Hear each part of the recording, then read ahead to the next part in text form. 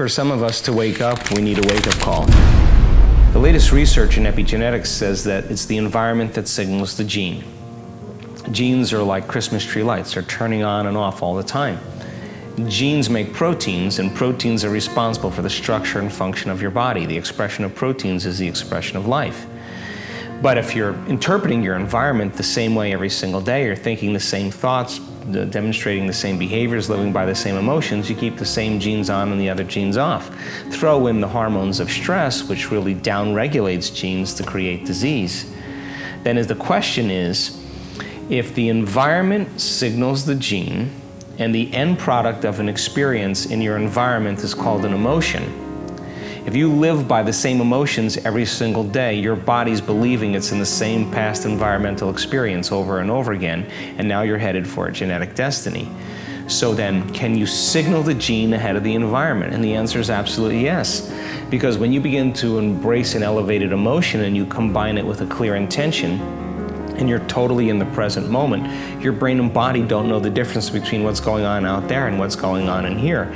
Your body believes it's in some experience in the external environment that's producing that emotion. And all of a sudden, the stronger the emotion you feel from an inward process, the more you pay attention to the thought or the image in your mind, you're creating a long-term memory. And all of a sudden now, you begin to downregulate the gene for disease and you begin to upregulate the gene for health, and that gene begins to make a new protein, and that protein begins to make a new hormone or a new chemical or an expression of something, a new chemical that's going to begin to affect other systems in the body. Acute conditions, our medicine is so great for acute conditions. You break your arm, you have appendicitis, you're not going to go to an acupuncturist, you're going to get immediate care. Chronic conditions require a lifestyle change, which means you have to start making different choices. You got to start examining the way you live your life and the choices you make and the thoughts you think and how you manage your emotions. And so the beauty behind all of this is that just like an infection spreads amongst the community and creates disease, once people start breaking through and they wrap their mind around this, health and wellness can be as infectious as disease, and we're seeing it happen. And placebos, just so you know, range from working anywhere from 10% to 100%. Imagine that. So in a depression study, as an example, 83% or 81% of the people in a depression study that are given a placebo heal as well as the people that are given the actual antidepressants. There's brain scans to show changes in their brain before and after.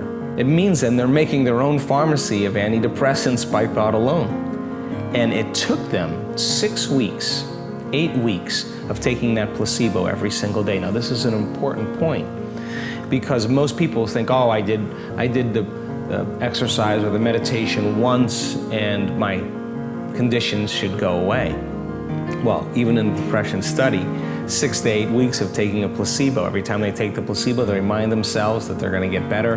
They change their emotional state. Sooner or later, that becomes their new state of being. It may take people 6 to 8 weeks of doing the work every single day where they start noticing significant changes in their health. So we have to go from philosopher to initiate to master, from thinking to doing to being. And once you get to that point where it now becomes innate in you, becomes who you are, then you've memorized an internal state independent of the conditions in your external environment. That's when you begin to master your environment or master your life.